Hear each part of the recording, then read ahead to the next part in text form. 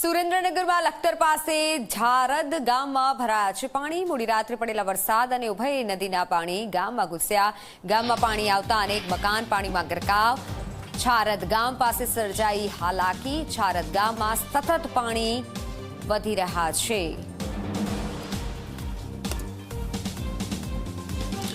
ઝારદ ગામથી સંવાદદાતા દર્શલ જોડાઈ ચૂક્યા છે વધુ માહિતી સાથે। દર્શલ, હાલ આપ જે ગામમાં ઉપસ્થિત છો ત્યાં કેટલું પાણી ભરાયેલું છે, કેટલી હાલાકી લોકોને પડી રહી છે, તંત્ર તરફથી કેવી મદદ પહોંચાડવામાં આવી રહી છે, શું વધુ જાણકારી?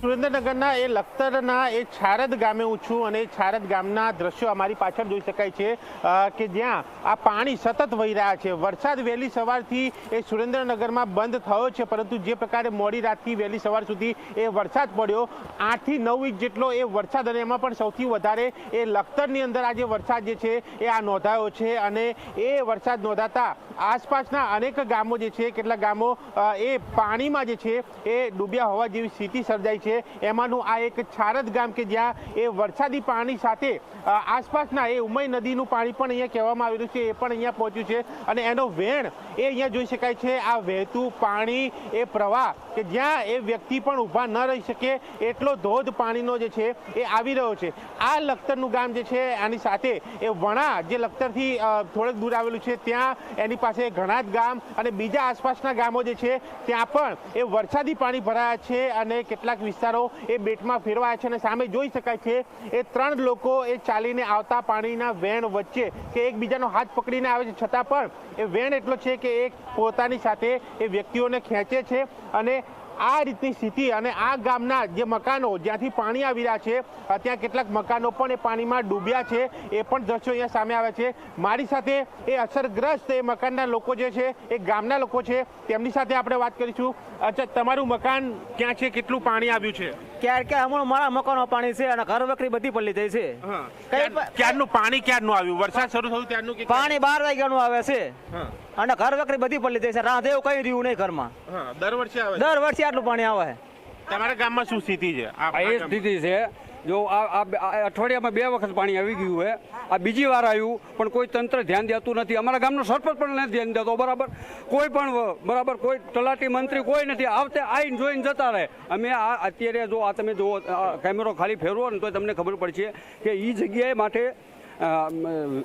સાફ કરવાની અમે જેસીબી મંગાવી બરાબર, પણ તોય છતાંય કે આ કરીશું આ 8 દિવસ બીજા વીતી ગયા તોય છતાંય આવ્યા નહીં। જોઈ શકાય છે આ લાકડું એ તરતું આ પાણી વચ્ચે આવી રહ્યું છે, એના દ્રશ્યો આ જોઈ શકાય છે, પાણીનો વેણ જોઈ શકાય છે અને એનાથી એ બચીને આગળ આવતા એ ગામજનો।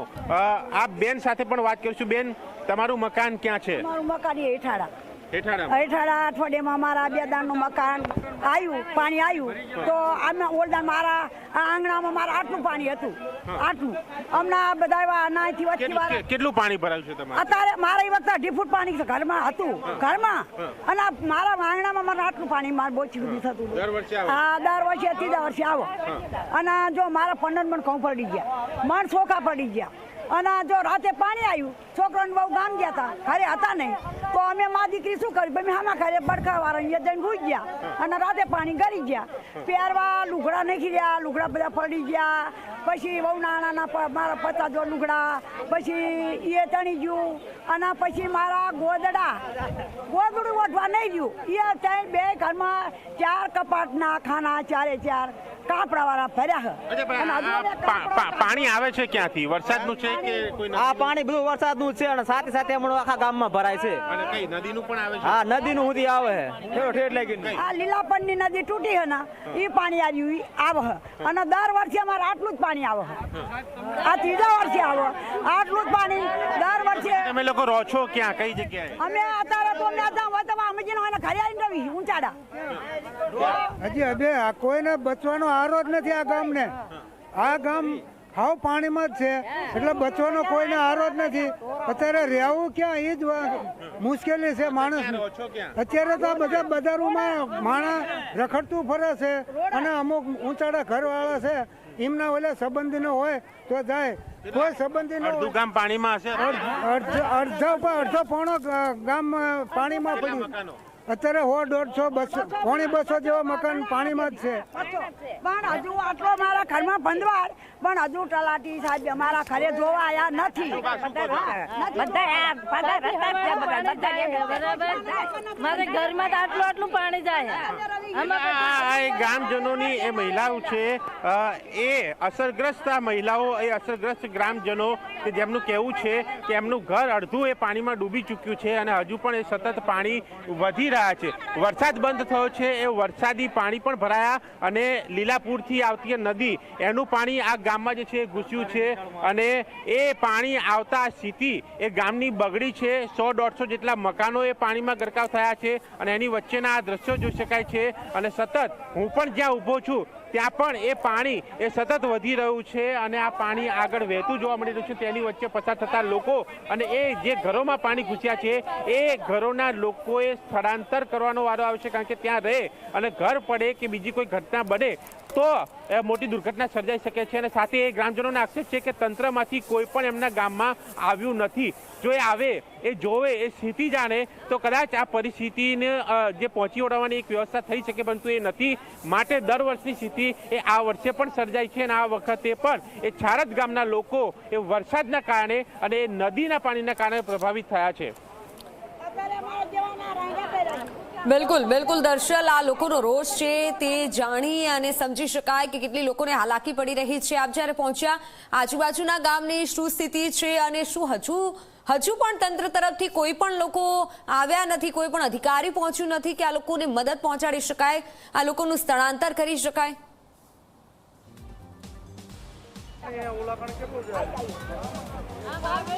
સ્વાભાવિક જે પ્રકારની સ્થિતિ છે, જે પ્રકારની એ ભૌગોલિક પરિસ્થિતિ છે, જે વિસ્તાર પ્રભાવિત થયો છે ત્યાંથી એ સ્થળાંતર કરીને વ્યવસ્થા કરી શકાય એમ છે. પણ એના માટે તંત્ર અહીંયા આવવું જરૂરી છે. અને સાથે જે લખતરની વાત છે એ લખતરના ગામોની વાત છે, તો લખતરમાં એ સરકારી કચેરીઓ પણ એમાં પણ પાણી ભરાયા છે. એટલે કે જો એ સરકારી કચેરીઓની હાલત એવી હોય તો આસપાસના રહીશો, એ મકાનો, એ ગામોની હાલત કેવી હોય એનું આંકલન એ લગાવી શકાય છે અને એમાં તંત્ર કઈ રીતની મદદ કરી શકશે એ પણ આંકલન લગાવી શકાય છે. એટલે કે એ સરકારી તંત્રની મદદ ક્યાંક એ પહોંચી નથી અને માટે એ લોકો માંગ જે છે કરી રહ્યા છે અહીંયા તંત્રના એ મદદની, એ અધિકારીઓને અહીંયા આવવાની એ સ્થિતિ અહીંયા જાણે તો એક મદદ કરી શકાય, પરંતુ એ નથી થયું. માટે ગામની આ સ્થિતિ હોવાના આક્ષેપ એ ગ્રામજનો કરી રહ્યા છે અને આમ સામે જોઈ શકાય છે ઓટલા ઉપર બેસીને એ પાણી વહેતા જોતા લોકો, એ મકાન ઉપર બેઠેલા એ લોકો અને આ સીધી રીતે ગામના આ એક માર્ગ છે, આ જ રીતે એક બીજો માર્ગ જે છે ગામમાં જવાનો એ પણ પ્રભાવિત છે. એક ત્રીજો માર્ગ જે છે કે જ્યાં ચાલીને જઈ શકાય છે, પરંતુ મેઇન રોડને જોડતા આ બંને માર્ગો કે જ્યાં પાણી ભરાયા છે અને પાણી ભરાવાના કારણે એક ગામ પ્રભાવિત થયું છે, ગામમાં રહેતા લોકો પ્રભાવિત થયા છે, એ મકાનોમાં પાણી ભરાયા છે, એ લોકોને પોતાની રીતે સ્થળાંતર કરવું પડ્યું છે અને બીજાના મકાનમાં તેઓ રહેવા ગયા છે, એ પણ પહેરા કપડે, કારણ કે પાણી એકાએક અહીંયા વધ્યું છે કે જ્યાં સમય પણ ન મળ્યો એ વસ્તુ બહાર કાઢવાનો કે બચાવવાનો, એ વસ્તુ એ ઘરવખરીને નુકસાન સાથે એક ખેતરોમાં, ખેતીને પણ આ વિસ્તારમાં નુકસાન જે છે એ જોવાઈ રહ્યું છે. ત્યારે જોવાનું એ પણ રહે છે કે સરકારી તંત્ર આ તમામ નુકસાની બાબતે એ સ્થાનિકોની શું મદદ કરે છે. હજુ જ્યારે આ પાણી વધી રહ્યા છે, હજુ પણ જ્યારે સુરેન્દ્રનગરમાં એ રેડ એલર્ટ આપવામાં આવ્યું છે, ત્યારે એ પ્રશાસન ક્યારે કઈ રીતે અહીંયા પહોંચે છે અને લોકોને કેવા પ્રકારની મદદ કરે છે એ જોવાનું રહેશે.